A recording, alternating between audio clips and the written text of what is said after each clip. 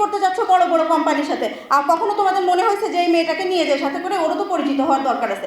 তোমরা মিটিং করো রাত 12টার সময়, 2টার সময় মিটিং করো। আমার হল গেট 10টায় বন্ধ হয়ে যায়। 10টার পরে যখন হল গেটে ঢুকতে যাই, হলে দাদুরাও বলে কোন জায়গা থেকে কি যেন মনে হয় করে আসছে।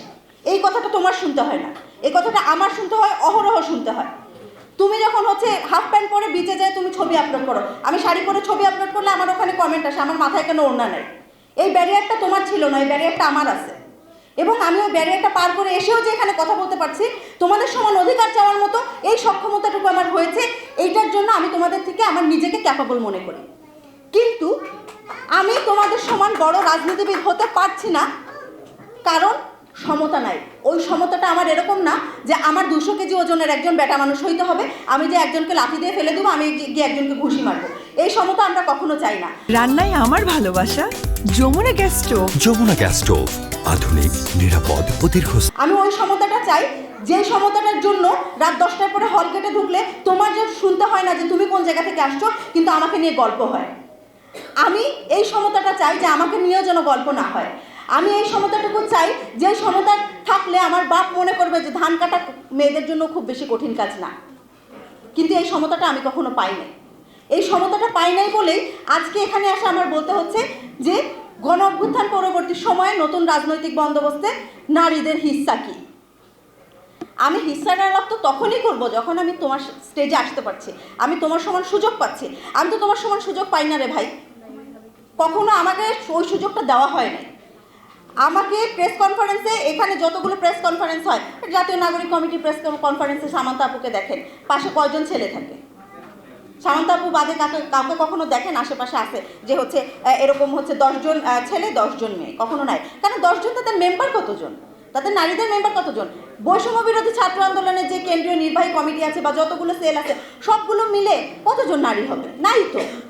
সমান সমান কিভাবে হবে? কারণ আমি ওই জায়গাটা আসতে পারি না। চট্টগ্রাম থেকে একটা মেয়ে আসছে, আজকে এখানে কথাও বলেছে। এটা হচ্ছে দিনা আপু উল্লেখ করে দিয়েছেন যে চট্টগ্রাম থেকে এই পর্যন্ত এসে সে কথা বলছে। চট্টগ্রাম থেকে যদি একটা ছেলে আসতো, এটা কিন্তু উল্লেখ করা লাগতো না এখানে, আমাদের লাগে। কারণ চট্টগ্রাম থেকে আসতে আমাদের অনিরাপত্তার ভিতরে পড়তে হবে। চট্টগ্রাম থেকে আসার জন্য আমার 3 স্তর বিশিষ্ট পারমিশন নিতে হবে। চট্টগ্রাম থেকে আসার জন্য যতগুলো টাকা আমার পকেট থেকে যাবে, ওই টাকাটা রিফান্ড আমি পাবো না। এই জন্য আলাদাভাবে আমার উল্লেখ করে দিতে হয়। যতদিন পর্যন্ত এরকম আলাদাভাবে উল্লেখ করে দিতে হবে, ততদিন পর্যন্ত আমার রাজনৈতিক হিস্সা আমি চাইতেই পারবো না। আমার যেখানে বেসিক হিউম্যান রাইটস নাই, সেখানে আমি রাজনৈতিক হিস্সা কীভাবে চাইবো? রাজনৈতিক হিস্সা চাইতে পারবো না, কিন্তু আমি চাই। ওই যে চাইতে চাইতে, ছোটোবেলা থেকে চাইতে চাইতে অভ্যাস হয়ে গেছে যে আমার ছোটো ভাইকে একটা কেটস আছে, আমার একটা কেটস লাগবে। আমার বাপ কিনে দেয় না, সেটা আলাদা হিসাব। কিন্তু ছোটোবেলা থেকে চাইতে চাইতে অভ্যাস যে আমার এই অধিকারটা চাই, এই অধিকারটা আমার নাই, আমি এটা পাচ্ছি না, আমাকে ওই অধিকারটা দেন। দেখবেন যে বাংলাদেশে খুব সূক্ষ্মভাবে হিজাবি নারী যারা আছে, যারা পর্দা করে চলে এবং যারা হচ্ছে আমার মতো নারী, তাদেরকে আলাদা করে দেওয়া হয়। আজকেই হচ্ছে এই গতকালকে সার্জিস ভাইয়ের বিয়ে হয়েছে। আজকে একজন নারী সোশ্যাল মিডিয়ায় একটা হচ্ছে স্ট্যাটাস দিয়েছে এরকম, সাজগোজ করা নারীদের সাথে ঘোরাফেরা করলেও নেতারা বিয়ে করবে হচ্ছে পর্দাশীল নারী। তার মানে তুমি বোঝো যে তুমি কোন জায়গায় পিছায় আসো। আমি পিছায় নাই, আমার নিজের চয়েস আছে। হু কেয়ার্স যে হচ্ছে কোন পলিটিশিয়ান যে হচ্ছে হিজাবি নারী বিয়ে করছে, তার নন হিজাবি নারী বিয়ে করছে, আমি বিয়ে করবো আমার চয়েসে রে ভাই। কেন সার্জিস ভাই বিয়ে করছে এই জন্য কি আমরা মরে যাবো নাকি আফসোস করে করে? কি আশ্চর্য! আর তারপরে হচ্ছে বারবার হচ্ছে এই জায়গায় হিজাবি নন হিজাবি। যে মেয়েটা হিজাবের জন্য বৈষম্যের শিকার হচ্ছে, আমি ওড়না না পড়ার জন্য বৈষম্যের শিকার হচ্ছি।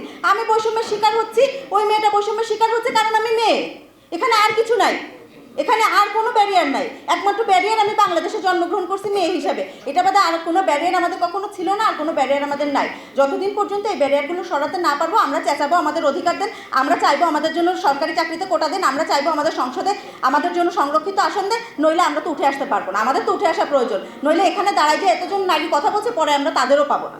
এটার জন্যই কথা বলি, এটার জন্যই আসছি এখানে কথা বলতে, আর কিছুই না। ধন্যবাদ সবাইকে।